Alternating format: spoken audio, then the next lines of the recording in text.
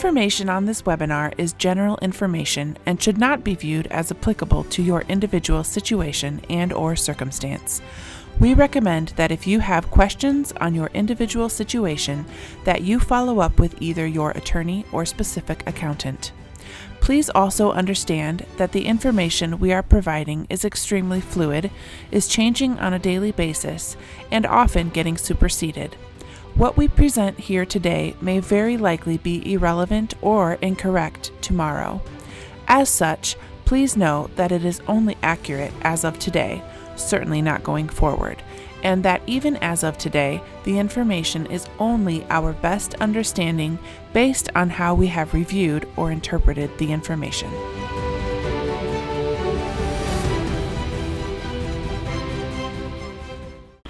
Well, thank you for joining us here today. I appreciate you taking time out of your day to listen through this and work through some of what we're seeing. We're going to do a little bit of a different format here on this presentation as what we've had in the past. We are going to do this. We had some pre-recorded interviews where we interviewed some of our staff here at InTrust CPA in integrated payroll to kind of get their viewpoint of things. We've been presenting every week that comes through. What is it that we're feeling that we're getting that common question over and over again from all of our clients? And how do we get that out to you? And this is just one format for you that can get through that information. So we're using that pulse of those questions to deliver the content of what we're talking about here. And so with this presentation, we wanted to do it where it was more than just myself that are the one presenting this, but others so you can see a viewpoint of what they are seeing and hearing. And so we're going to talk through Susan Tipton in the front desk. A lot of you know Susan is the face. She's the one that comes up along now with Tina, that when you walk right up the stairs, that's who you're going to get to meet. You're going to see they're going to be dealing with a lot of the questions that come in right off the bat, right in when you ring and answer the phone. We're going to talk to Corrine DiPisa. She's pulling in on the bookkeeping side of things and more of the really detailed QuickBooks side and what are some of the questions that she's dealing with and working with. We've got Rick Delaney, who's been in the industry for many, many years and is largely focused with a lot of our individuals. And so you're seeing some questions and commonalities there. And then Andrew Nichols, who heads up our payroll department, integrated payroll services. So you're seeing a wide range of the different questions that we're dealing with. And if nothing else, what you're going to find is that you're not alone. There's a commonality of what people are dealing with and what they're having to answer and what they're going through. And so we just wanted to take this opportunity both for you to introduce and meet these individuals, but then also hopefully get some snippets and some nuggets of information or nuggets of good advice that they might be able to provide for you. If throughout that process they do spur something that does say, hey, that did apply to me and I have a follow-up question, feel free to reach out to them directly or to anyone here and we can help you walk through those. So thank you for joining us here, and we're going to switch over to these interviews. Well, thanks, Susan, for coming in here today. I've been talking to the camera for many weeks here, and we thought we'd take a good opportunity to start talking to other people since InTrust CPA, it takes so many more people than just myself to run it. And one of the main individuals that we have around here is yourself, Susan, and so couldn't think of a better person to start with. And since you pulled the office together and you're the glue that makes everything run, and so maybe if you could step back here for those that aren't or haven't met you, which I doubt is very many, but for those that haven't met you, who you are, what brought you here, a little bit about yourself. Well, October will be my 10-year anniversary with the company. I had gone back to college after losing my job. I was in manufacturing for 21 years. Went to college, got my associate's degree in accounting. I walked into Vernon's office one day and handed in my resume and said I need a job. We talked probably for about an hour, and it took probably a month or 6 weeks of persistence, calling back, going, this is me, you saw my face, and got hired. I've worked in payroll for a couple of years, and then finally moved on to the front desk, office administrator, and now I kind of go through all three companies to make sure that they have everything that they need.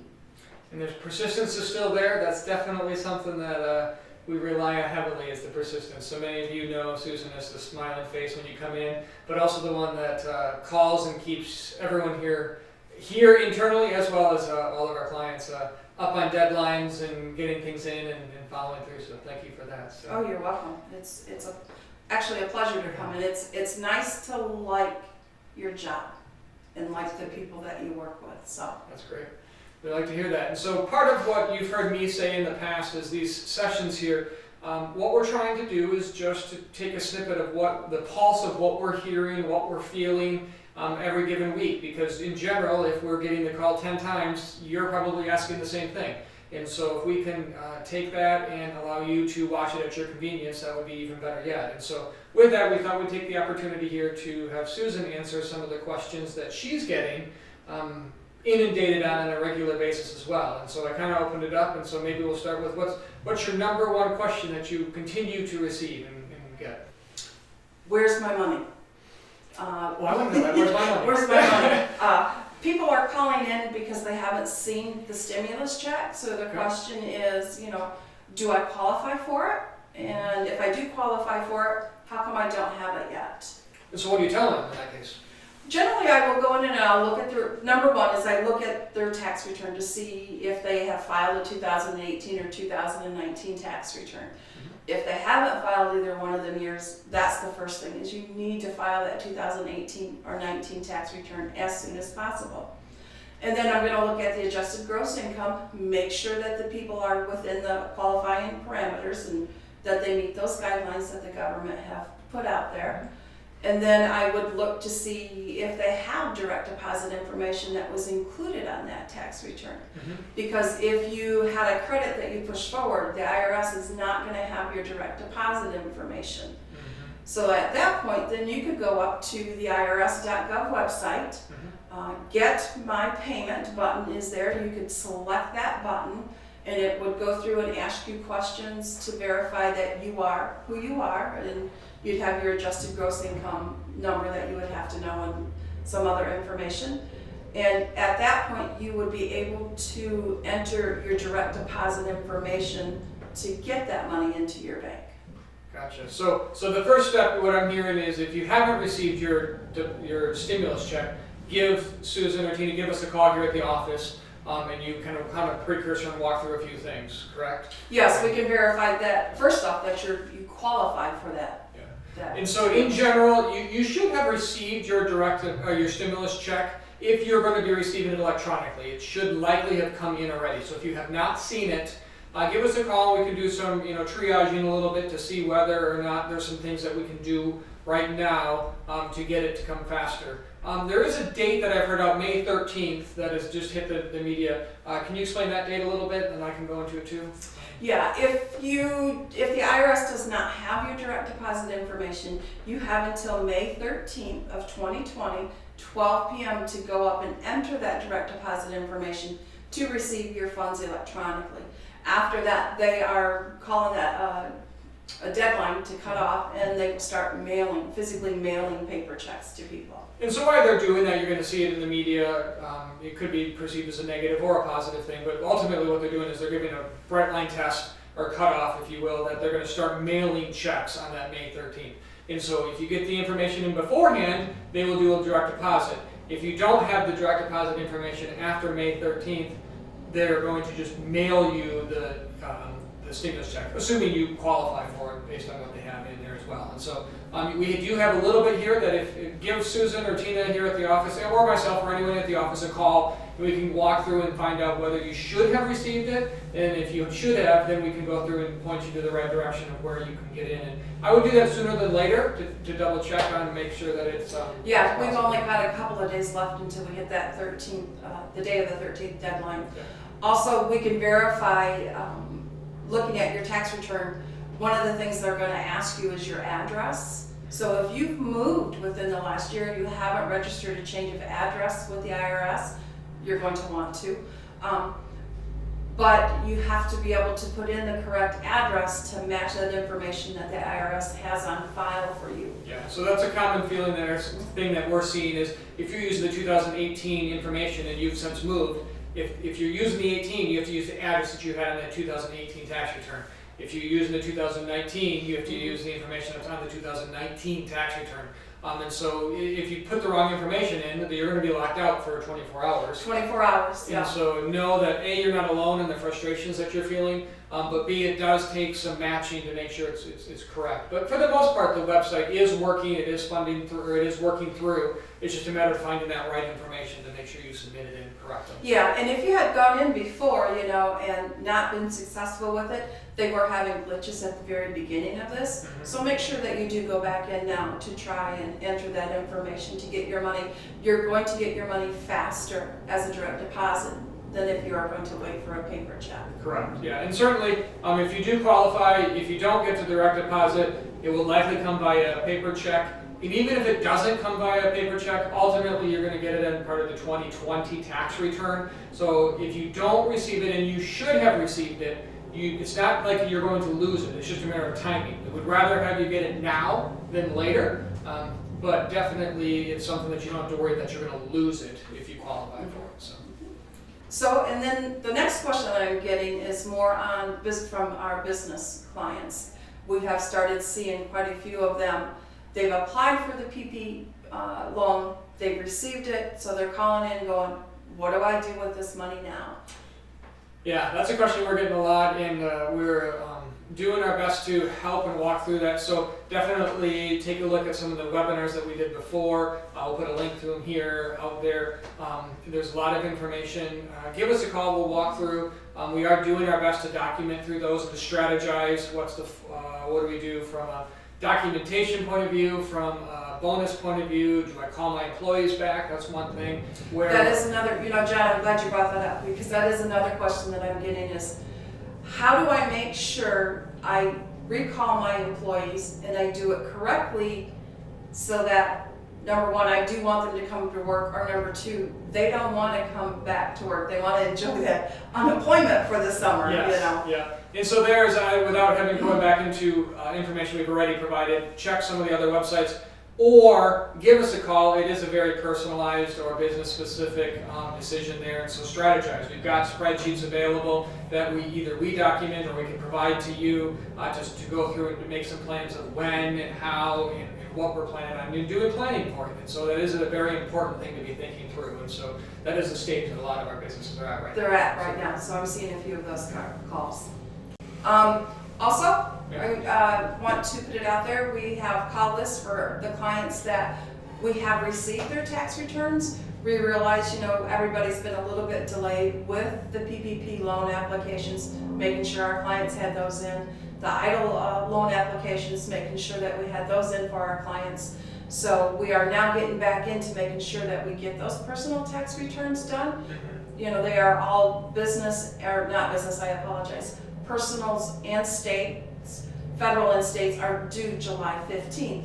And we want to make sure that we talk to people of those and make them realize there's a possibility of the payments that are going to be due July 15th, because you're not going to see just one payment due. Yeah, you'll see multiple payments there that we're definitely in the midst of the summer, as well in the midst of the ramp back up. We're looking to potentially have a tax return due plus first quarter estimate plus second quarter estimate. Those are all due July 15th.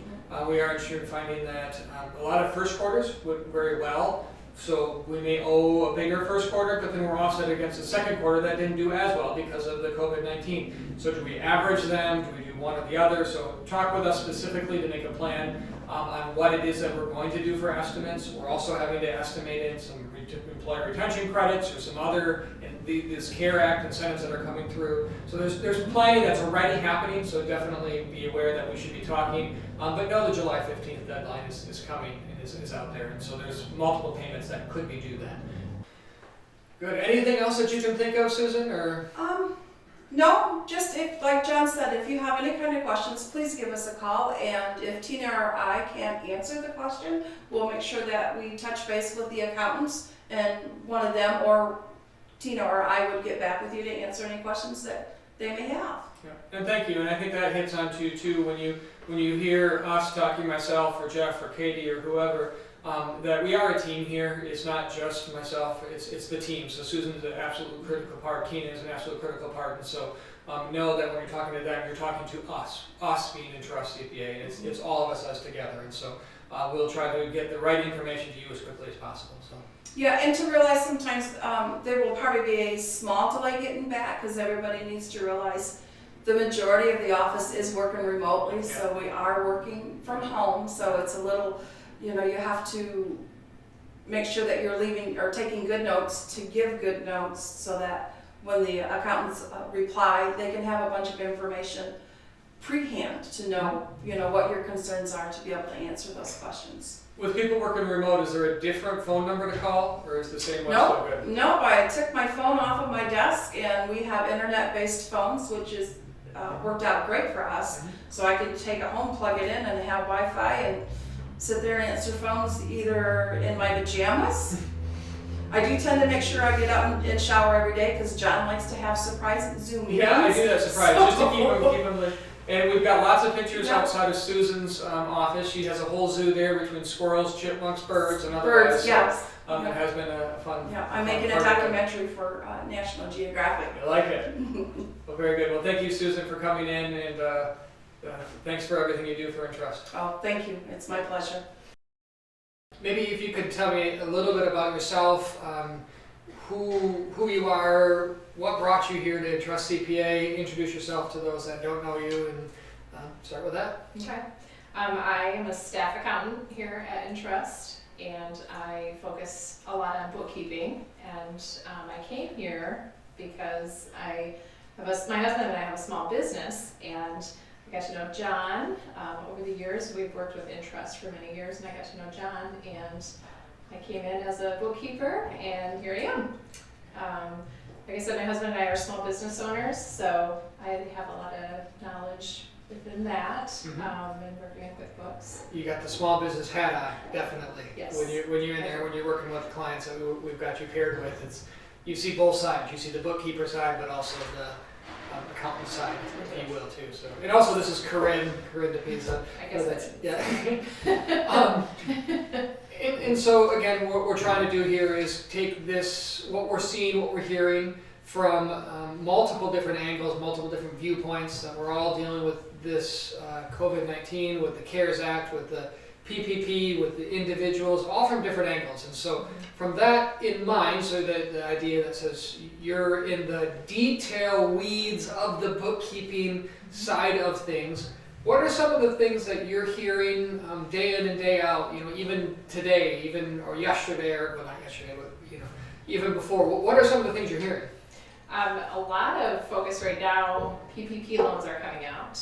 A lot of people have gotten the money, they're spending the money, and so now they know how to set it up, they know how to spend it, but they don't know what the forgiveness process is going to be. So I've been telling a lot of clients to keep really good records, keep lots of details, invoices, check stubs, bank statements, highlight. We're detailed people, and we want to see the details in the end. It's easiest if you have it, keep track of it now, so that in the end you don't have to dig for it, and the information is there. So your bankers are going to want to see, what did you use that money for? So I've heard a lot of that. Lots of people are wanting to know how to document it. We do have access to some spreadsheets. So what would you say to document on that end? I joke on the last several days I've been saying, well, I'm going to go geek on you here, or I'm going to go accountant on you, because that's the point where we're at. Is a lot of business owners now have the funds and the PPP dollars, and now it's in the matter of the accounting, and somewhat it's us, it's the bookkeepers that are going to come behind the scenes. But to a large extent, it's at the individual company level to also make sure they're documenting, because even though we're going to come behind and really account for it, you got to have that documentation. So what are some of the documentation that you're seeing? I think spreadsheets are great. We love spreadsheets. We do love spreadsheets. We love spreadsheets. And we have access to some spreadsheets that if a client is interested, they can contact us. Spreadsheets, copies of the invoices, copies of the check stubs. Like I said, highlight your bank statement. Keep that all in a separate file. So at the end of the 8 weeks, you're not digging through this file to find information for this. You can pull it out. Your banker, this is my stuff. Here's our spreadsheet. This is what we use the money for. So you have to prove to them you used it for what you said you used it for. Yeah, and that's where it'll come into planning. I've focused and said a lot. that there's equal importance of planning for this as there is normal tax planning here. And you may find in your particular case that you don't need any of this extra detail accounting because you're going to be able to cover 100% of your forgiveness off of payroll. So just your 8 weeks of payroll receipts and reports, that's all you're going to need because it covers 100%. Well, there's no sense in going through the documentation for everything else. But more likely you're going to be in that we're going to need the payroll plus the utilities plus the rents, and so what does it look like on those, and documenting and thinking ahead of time, because it's a lot easier to pull it while you're writing it than it is later. For sure. And you are going to have to support that too, and so whether it's your individual bank, whether it's yourself or just your file, you're going to want to have a copy of that bank or of the invoice that you paid with and why it was. So. We can certainly go geek on you as to whether or not the May rent that's paid, so the March rent paid, that invoiced in April, paid in May, does that include or is it covered for? And we'll go through that, but getting in the weeds of ultimately once you decide whether or not it's going to be allowable, to have that invoice that says, okay, this is what I'm including, this is why I'm including it, so be comfortable with what it is, because at the end of this 8-week period, you're going to have to go back to the bank and say, here's my packet of information, bank. That's what and I think the goal for most clients is going to be that money, they want as much forgivable money as they can get. Yes. So I think, keeping the documentation and also towards the end of the 8 weeks, if they need help, touch base with us. We can see, is there money that's left over they may need to return? Is there money that can be used for other things? Not other things, but within that, forgivable allowances. Corrine mentioned there again on the spreadsheet. So whether it's us tracking it, whether it's you tracking it, we can do either. We have access to spreadsheets, some that we've preferred, some that there are others we're definitely not taking solely responsibility on for saying it has to be our spreadsheet. In fact, the spreadsheet we're using that we've actually preferred is another CPA made, and we've got a great relationship with them now, and we're using it so that way we're not all recreating the wheel. But so whether it's us tracking it on your behalf or you, give us a call, give Corrine a call, give Susan, give John, give Katie, give whoever a call and get that. So whether it's us tracking it on your behalf or you or both. Use that as a planning tool to what you're going to be, whether you anticipate to have it all be forgiven or that maybe some of it's not going to be forgiven. Right. So planning as well as documentation. So. Yep. Okay. I think, John, another thing that clients have talked a lot about is cash flow. How do I get a cash flow? The PPP loan can only be used on certain items, but we still have other bills to pay. What are we going to do? Yes, and to that, I would say that those clients are not alone. In fact, we are very much seeing that is the point where businesses are.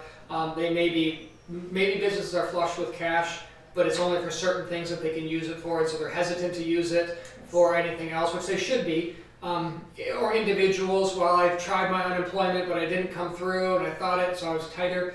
I would definitely reference them to last week's webinar that we did, talked about some cash flow strategies that are there.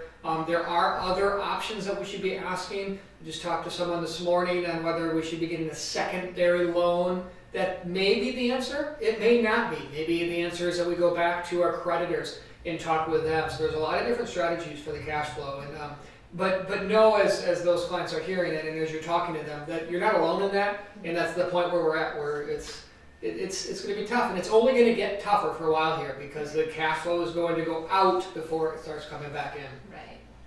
So. And I guess the other thing, and we can't really answer this, but something that's on all of our minds is when can we get back to work? When can we get back to normal? So we'll just likely continue to keep people posted as we know what's going on. And I'm smiling because we're, even as a CPA firm, we're trying to figure that out as well. Do we work from remote? Do we pull? When do we have meetings? When do we not have meetings? And every business looks different. Every individual looks different on how you're going to work through it. What we're telling people is keep a level head, keep, the SBA has issued information, the local Chamber of Commerce has issued guidance, the state has issued guidance. Definitely working through lots of information.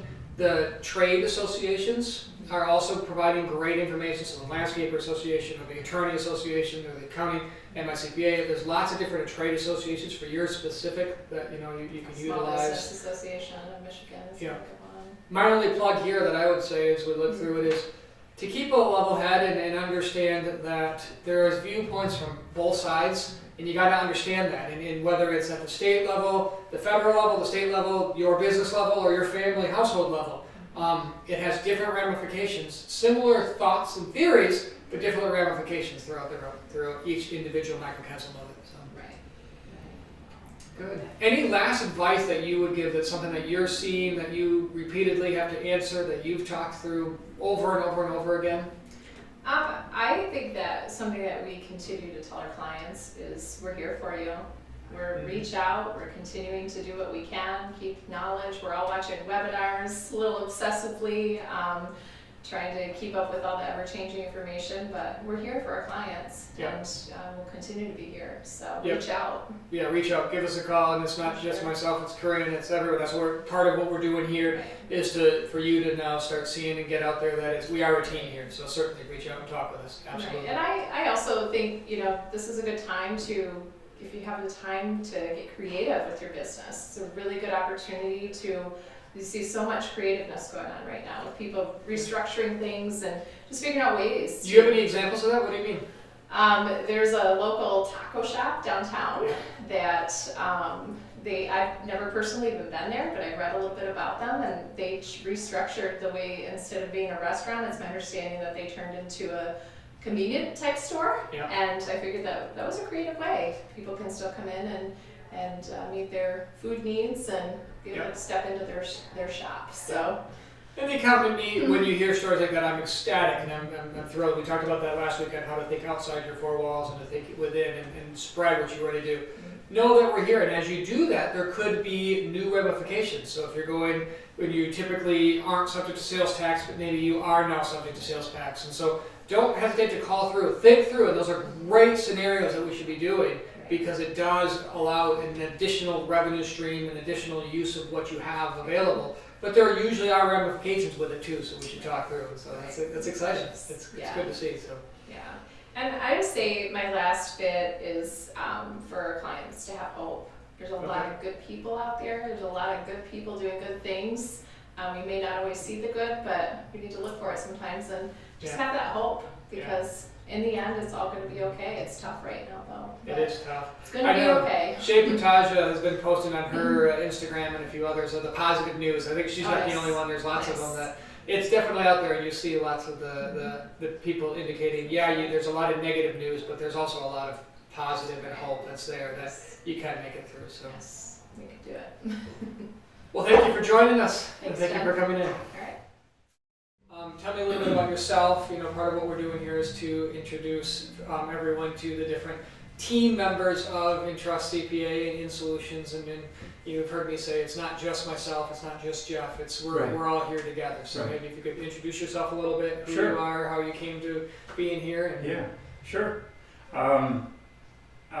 Played a lot of golf. No, I actually met Jeff through, we played golf together in the same league. So that was kind of how we got to know each other. And I'd met John a couple different times previously at some seminars.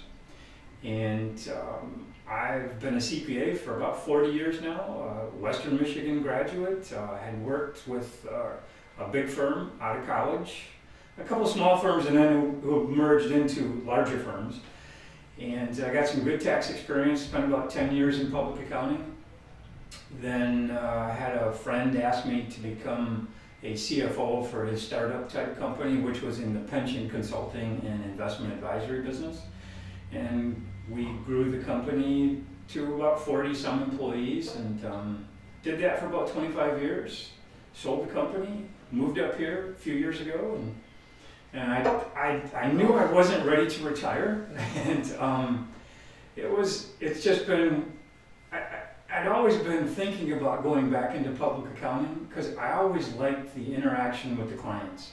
I mean, I like the employee relationships too. You have a great firm, John. I've really enjoyed it. I've been here about 1.5 years now, let's say, and I've really enjoyed it. This is a top-notch firm. You and Jeff have done a great job. And I've kept my fingers in the public accounting area. Even when I wasn't in public accounting, we had close relationships with CPAs because CPAs needed help for their clients on pensions. and setting up 401k plans and all the tax planning involved. So that's where I came in. But it's a good firm. I've enjoyed it. I'm doing primarily individual tax returns, and it's because it's an area that even way back in public accounting, I gravitated to that. I liked working with the individuals, and it all boils down to an individual. It does. It I'll tell really people does. that all the Yeah. time. Whether you're a business owner or individual or what, it all boils down to the Yeah. individual. So that's who we work with. Not every firm is going to be that way. Some firms might focus towards private equity or towards large publicly traded. That's not us. We are every person we talk to is a person first. They may have a business, but they're a person first. And so you don't have to have a business to feel that you're important. That's absolutely the case. Yeah. So one of the things that you mentioned that you're getting a lot of questions on is related to deceased taxpayers. What happens there? Can you expound on that a little bit? Right. I've had a couple people call in saying that their mother or mother-in-law died in 2018, yet they received either a check in the mail or a direct deposit of the stimulus. And so what do? So this was about 2 weeks ago. It's been a while that they received this check initially, the first one that I spoke with. And at that point, there was no IRS guidance out there saying, what do you do with it? There was a lot of chatter out there that said, There's a lot of speculation. Yeah, speculation, yep, sorry. That there were, in the CARES Act, there were no clawback provisions in the CARES Act. The Congress did not put any clawback provisions in the CARES Act. So what that means is, once the IRS gives you this payment, it's yours. They can't take it away from you. So, and there was lots of conversation as to why, the technical reasons behind it. Last week, the IRS issued some guidance in the form of some question and answers on their website, on the coronavirus website, that says, yes, if a deceased person received it, you should return that money back to the IRS. There are instructions on how to return it, if it was a direct deposit or if it was a check, how to get it back to the IRS. Okay, so they have issued guidance then on how to get it back. And so again, look at your particular circumstance, especially in this case, because it's a very specific and unique circumstance. Yeah. But they have issued new guidance that's advising to give back or to pay back the stimulus dollars that were sent to deceased individuals. So that guidance is out there. Give us a call. We can talk through it. We can point you to the very specific guidance that's on that. So I think that's a great point. And it generally is if the person died before receiving the payment, that's when they have to pay it back. So what I read, the interpretations on the IRS website are that if that person died one day before, you give it back. You give it back. But if they died one day after, you're fine. Give it back. Yeah, exactly. Yeah. Okay. We have seen other instances too. It's not just deceased. We've seen instances where it might be marriage as well, where the 2018 return was single filed, and then when they filed the 2019, they had a second stimulus. That is still a little bit unknown whether it follows with the deceased guidance or other guidance. We're not sure yet, but we should focus on that. But know that if you get multiple payments on the stimulus, know that for one, you're better than many, because many aren't even gotten any. Right. But if you get the multiple, give us a call and we'll talk through the pros and cons and what are the next steps. And maybe the last thing I'll add on the stimulus is that I've had several emails and conversations with clients about that they haven't received a stimulus payment yet. So what the stimulus payment is it's an advance payment of a 2020 tax credit. So if they don't, the worst case scenario is if they don't receive a cash payment, they're going to get it as a credit on their 2020 tax return. Yep. There's a new IRS form out there that it lines up your 2018, 2019, 2020 tax returns, and do you meet it in any of those years? Do you meet the thresholds for that, for the payment in any of those 3 years? And if you're not getting the check, but yet you have met the thresholds to get the stimulus payment, you're going to get it, worst case, in your 2020 tax return when it's filed in April of 21. Yep. So yes, you will get it. It's just a time difference. And one thing on that is, if you qualified in 18 but not in 2020, you still get it. So it's if it's any point between 18, 19, or 20, whatever's the maximum amount you get is what it would be then. So, but it's based on the 2020 tax return, or 2020 tax credit. That also applies as well, and where I'm seeing this more application is for college students. So there's that hole there. If you were a dependent in, say, 2018 and 2019, but they go on their own in 2020 because they're no longer needed, they don't meet the requirements where they have to be. In 2020, they will get that stimulus check. So that also factors that in. That's what that hole for that college students is for. So.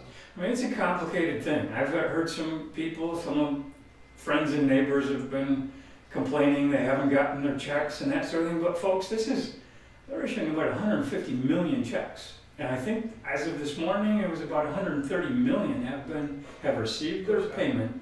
And we're talking in about a 4-week period. And it's not just to every person who has filed a tax return. No, they have to look at, does the person meet the criteria on 2 different years tax returns. Yeah, 2 different. Plus you're molding in the Social Security and all those recipients and SSDI. It's a complicated thing. It is very complicated. I'm not typically a big supporter of the IRS, but generally I think they've done a fairly good job in a very quick turnaround time. Yeah.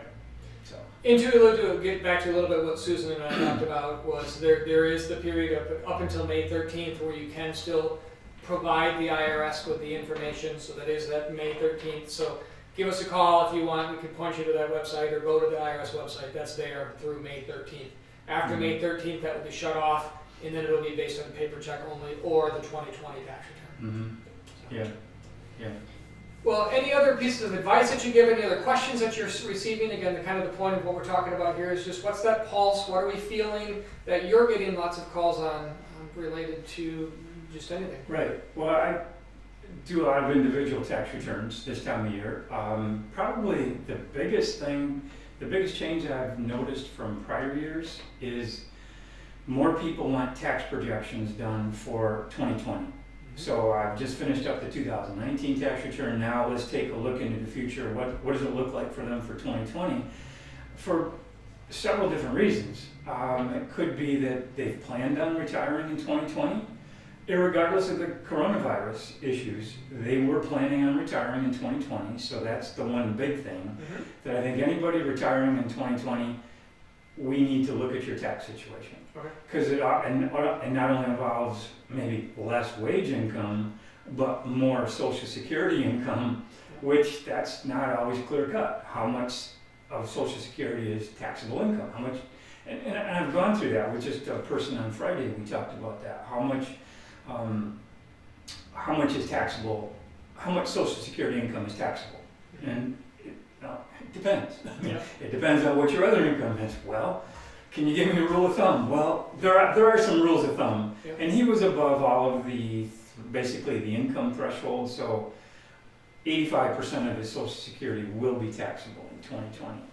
And what you're pointing to now is that a change to retirement already requires planning, not to mention the fact that you might be on unemployment or a business might have decreased in value or increased in value because of this coronavirus, and how does that even interplay even further? And then looking at some of their other income on their tax return. Specifically, we had a couple that had large capital gains in 2019. Well, they're not really planning on that for 2020 now, with the market being down so much.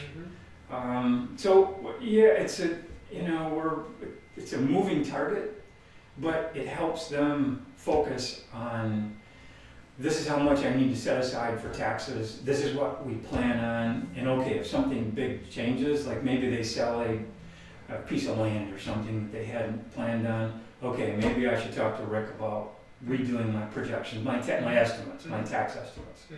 So it's been interesting. I mean, there's a lot of moving pieces and parts right now in the economy. So there is a lot, and I've stressed this in the past, and even this morning we were talking about it here, is that we are doing a lot of projections. We are spending a lot of time both related to the CARES Act, related to tax planning, related to retirement, whatever it is. It's looking through, and there's going to be a lot of planning that's going to come involved. And it's planning that has to happen before versus later. Another one that I'm seeing and talking through quite a bit is Roth conversions, as it relates to the idea that 2020 is probably a lower year for many, and it may make sense to do a Roth conversion, especially in light of, say, retirement or other things. I'm not saying you have to do it all in one year, so don't go and convert all of it, but to have a strategy, do we do conversions, do we not do conversions? You've heard me hit on those in the past, and I think we absolutely need to be thinking about those. Last week I had one that I worked with a client on a Roth conversion, and because the Social Security income came into play, he was in a higher tax bracket than he had expected. So previously he thought he would still be able to get some IRA converted to a Roth at a 12% tax rate. Well, it turns out he's going to be in a 22%, solidly in the 22% tax rate. And he's, well, now it doesn't make as much sense to convert some to a Roth. So it makes you feel better. I had someone that I was convinced to do a Roth IRA, and they went the next day and converted at $890,000. I'm like, oh, I like the theory, but I don't know if I want to go that fast. So again, this comes back into, the topic is there. We need to be thinking about it. We needed to be addressing it, but let's make a long-range plan. Whether it's all 1 year, whether it's a phased in couple years, and so. Another one that's come up a couple different times is the required minimum distributions on IRAs.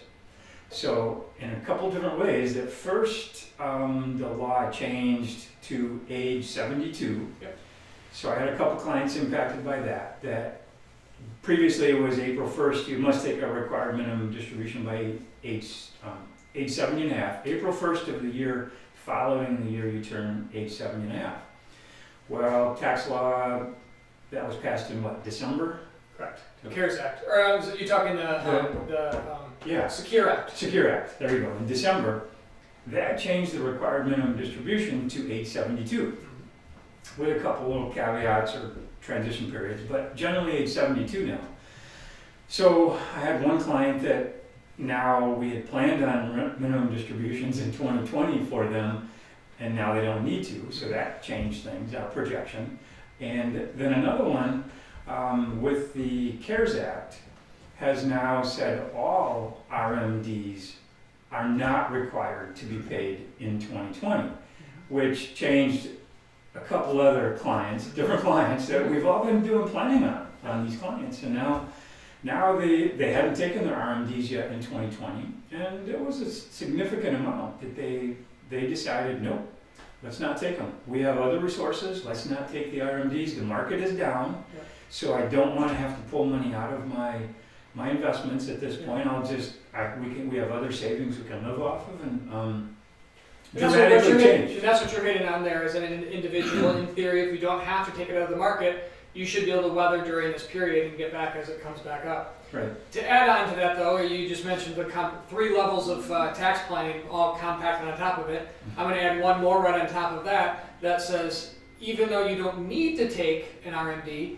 you may choose to take income this year. So by doing, again, that Roth conversion, right back to that Roth conversion, that if your income is in a point where you're used to having that RMD, that you might want to use this year, 2020, and do a Roth conversion inside of that. So you're taking income, but you're leaving it in the market, because an RMD normally is not eligible for a Roth conversion. And so you might be able to do those. So you've heard me, I'm a big believer in Roth conversions and others, but there's a lot of tax planning that's going to be going on. Not just from a business point of view, but from an individual point of view, from all across the board. So don't feel that that when they talk about tax planning, it's just for those other businesses or for the wealthy individuals. No, it's across the board that it applies to everyone that we work with. That tax planning is absolutely crucial. I helped a business owner, small S corporation, plan for 2020. That they relatively new company that didn't really understand how the estimated tax situation worked, along with W-2 withholdings and trying to put that together. So it really helped them. They're young. It helped them when we did a tax projection that I could say, okay, here's the amount that you're going to have withheld from your jobs. These are the estimates, quarterly estimates that we need you to pay in. And if your business does exactly the same in 2020 as you did in 2019, you'll be at a break even. Come next April, you'll be at a break even. Because this year they were surprised. They knew they were going to owe tax, but they were surprised that it was such a large number. It comes fast. Yeah. We can talk Yeah. more about it Yeah. all we want, but So now it's like it's getting, and it's the first year they've had to pay quarterly estimates. So we had to explain how the IRS wants you to pay your taxes in evenly throughout the year and to avoid penalties or interest on such, if you don't make those payments. So now that they've got a budget, they're setting money aside. If you get draws out of an S corporation where there are no taxes withheld, I've coached them to put about a third of that draw into a tax savings account. And I want them to set up a separate savings account or a separate checking account, earmark that money so you've got it set aside for taxes, because they're going to come next April. Yeah. Well, July 15th, we've got 2 estimated tax payments due July 15th this year. Yeah. So there's some catching up that they need to do, but they've got money set aside in a savings account. And I think it just made them feel so much better that, okay, as long as I still have some withholdings from the jobs, and their jobs are secure, that's not a problem. And then the S corporation, as long as I make those payments, I don't have any surprises coming my way. That I'm gonna have to come up with a $10,000 check out of nowhere. No, Yeah. you should be good. It's hard to do. So, but And we'll still- especially when we're sitting here today in the midst of what could be a down period, but we're talking about estimated payments because it relates to the first quarter being positive. And there are many businesses I'm seeing that are projecting out that they may come back even stronger than they did before. And so it's hard to be talking through some of those scenarios where we're thinking about making payments today when in the very heart of it right now, we're at a low period. So how do you plan? Everybody's looking for money. Yeah, Where do I get money? Where do we get money, let alone going Yeah, out the other yeah, direction? So, Yeah. so planning is going to be absolutely crucial Yeah. here. So. Yeah. Any other advice that you see, any other phone calls that you're taking on a regular basis, any words of wisdom that you can give? I think maybe one thing I have some wide-ranging discussions with clients right now, and I'm often just listening and hearing how are they impacted by what's going on in the economy right now. And quite often I don't have the answers, but I'll say, well, that sounds like a good thing you should run past your investment advisor or your estate planning attorney. Maybe it's simple things like their will. They need to update their will. It's a lot of times it's not that complicated, but they maybe haven't spoken with their attorney for 4 or 5 years. So it's just they bring something up and say, oh, I think you ought to revisit your estate planning on that issue. But no, it's more people are nervous about where we're headed, and sometimes we just have to listen and see where it goes. It's hard to be cooped up in a house, or Right. everyone knows I've got 4 kids, and so or whether it's grandkids, kids, whatever, it's you have the opportunity normally to get out and do things, but now we have a lot of time to think about and stew for things. So that's for sure.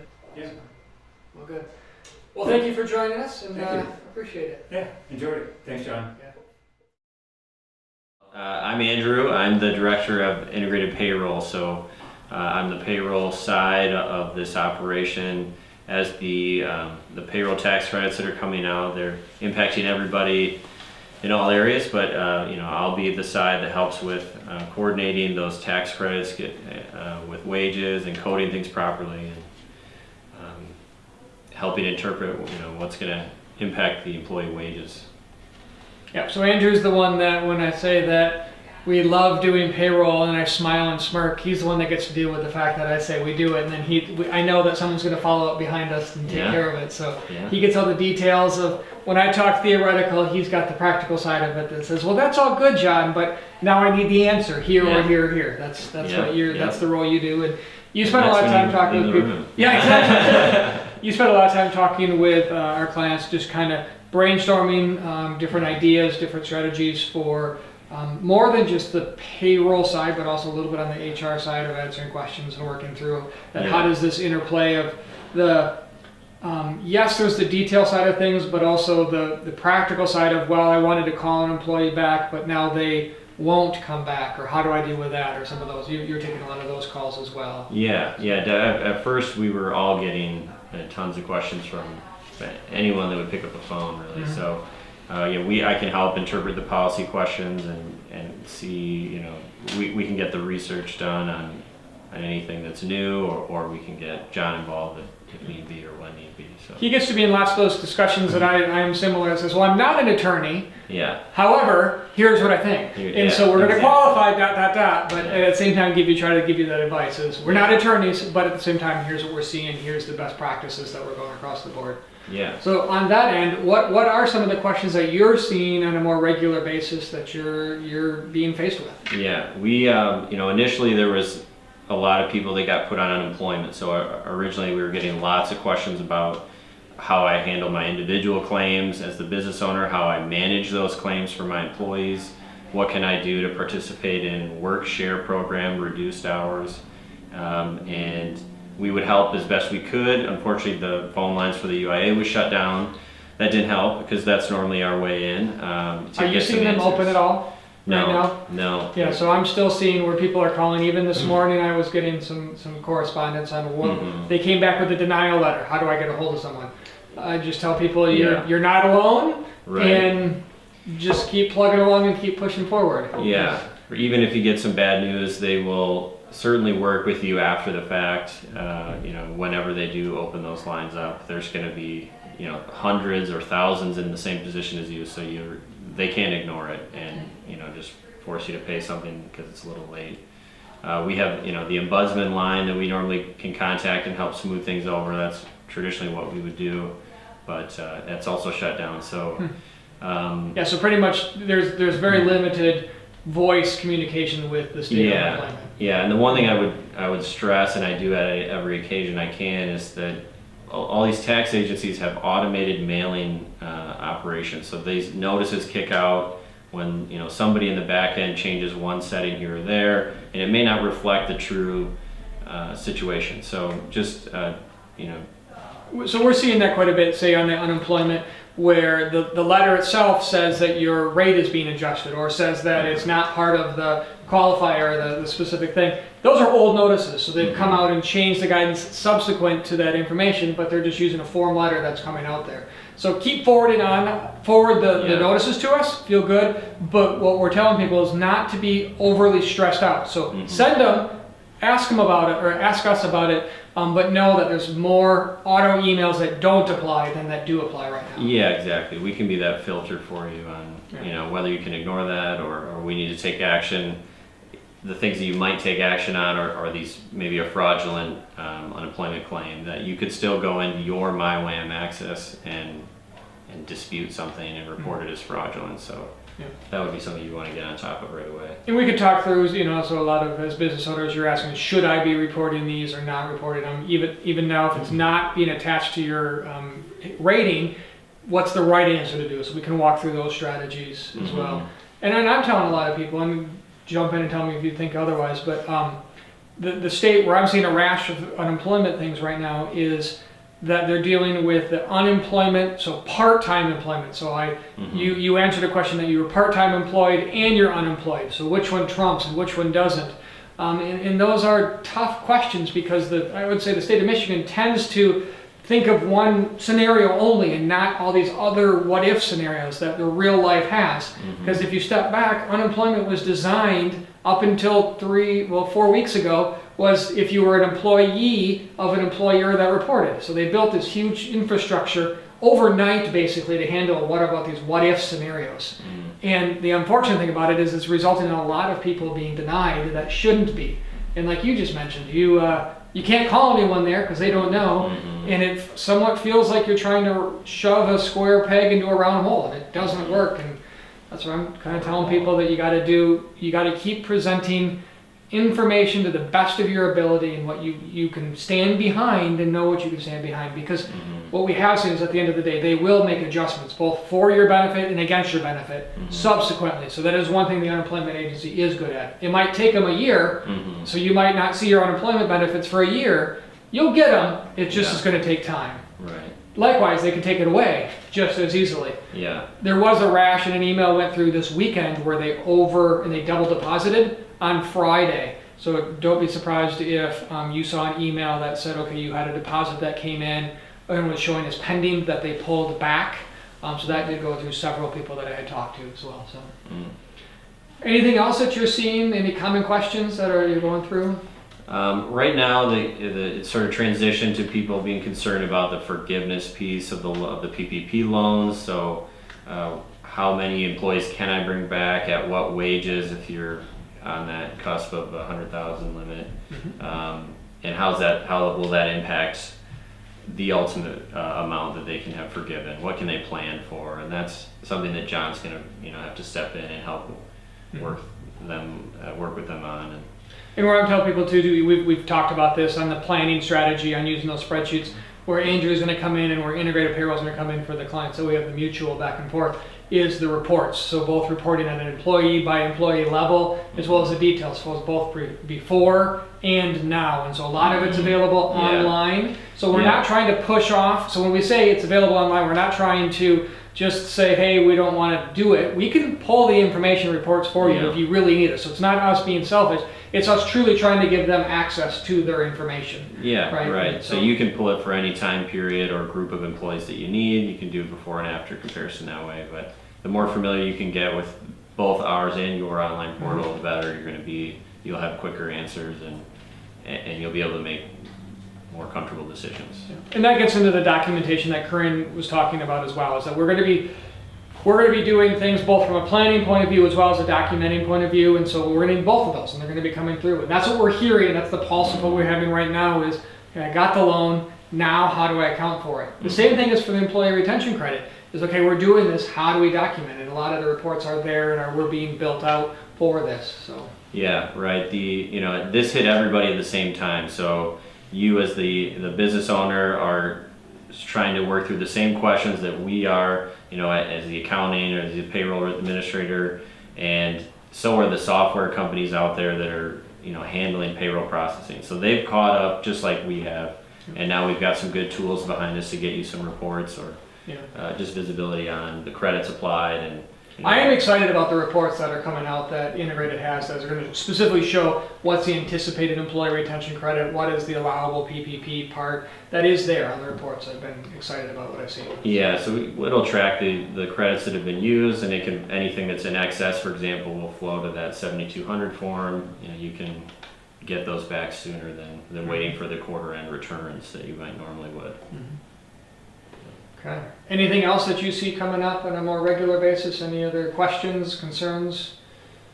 Just some normal, onboarding, of the old clients. We don't have to have new paperwork for everybody that you might have laid off, and if we've got it on file, we can use that. And so don't feel like you have to do a whole new hire packet on employees that may have been gone for a week or two or however long it may be. Mm-hmm. Give us a call, give Sandy, Margot, Andrew, whoever, and Andrea a call. We could walk through. Maybe you do want to update some information, maybe you don't. Now is a good time to go through that. But as you're evaluating, do you pull employees back? Do you not pull them back? Let us help you through that process of internally of where it makes sense, looking back retroactively for reports. Absolutely. Okay. For the employee retention credit, are you seeing, for those that are going that direction, are you seeing that they're starting to be able to hire in and get those dollars and come through and offset okay? Well, we can only really give the immediate credit on what the 941 liability is, and then the rest you have to get through that form 7200, and that takes some filing, and you decide how often you want to file that for credit back. I've not seen one result in a credit back yet. We haven't filed too many at this point. Yeah. We filed a few. And have they gotten their credits? We have not. We've seen correspondence back, but we have not seen the credit come. Okay. So. Yeah, so that's sort of an unknown at this time how fast they really will administer those credits back. But no one's really in a dire situation now that they've got some funding. Typically, that they aren't as worried about getting those small per payroll dollar amounts back. Yep. But it's assuring to know they will come back, and we can help with that. Yep. So on the documenting side, this is where Andrew's going to really come in and help you understand what do we need to document, what don't we need to document when it's coming back from new employees as you pull them back. I know it's a common question I'm getting right now as well. I want to pull this group of employees back this week and some next week, and how's the difference? How do I do that, and when do I do it? And any specific advice that you would give to anyone out there that's listening? I mean, As you navigated through this, that you've seen a common thing that people should really be focusing on, or particularly cautious and pay attention to? I guess I would include you in my response back on that, because the way people are managing their PPP loans, if they're trying to track the funding through multiple accounts in order to keep it in one bucket that they will be able to track and show at the end. That's you would be able to say whether or not that's necessarily needed, or if that's a best practice. And then just stay calm. We're going to work through it. You've got a good team behind you, and we'll get your credits back and get you the best results out of a bad situation that everyone's in. Mm-hmm. Okay. Well, thank you. And again, as Andrew just mentioned, I mean, we've got the team is there. It's a great team that we've got pulled together, and we're here for you. So as we've said with the other interviews that we've talked about, is we're here for you. So across the board, and we're a team approach, and we've got different people doing different things, and so that's what Andrew's working on, the payroll side of things. And so definitely reach out to Andrew if you've got specific questions inside the payroll. Margot, Sandy, we're here. We're working through things, doing them just like we talked about on the payroll or the tax return side of things. We're working through payrolls, and we understand that there's a whole lot new things that we're dealing with and pulling people back. That's going to have a whole new slew of issues that are going to come in, new reporting requirements, new other things. And so give us a call if you're working through, if you have questions. It's always better to deal with it up front than it is behind the scene or after the fact. Yeah. Well, thank you for coming in. Yeah. Well, that kind of wraps up our session for today. We had some great discussions here, working through with each one. And hopefully you saw a view of a couple different views from different people here that we've got, and if nothing else, hear from us that we are a team here. That is one of our biggest goals that we have through all this, is that it's not just me that you're talking to, or not just Jeff, but rather we're a team here. And then you can feel comfortable that whether it's from right when you walk in the door to all the way throughout the whole process, that we've got different people with different expertise here that you can talk to and feel comfortable that you work with. So with that in mind, please don't hesitate to give us a call. If anything that you came up here during this discussions that you thought applied to you, give us a call. Thanks for joining.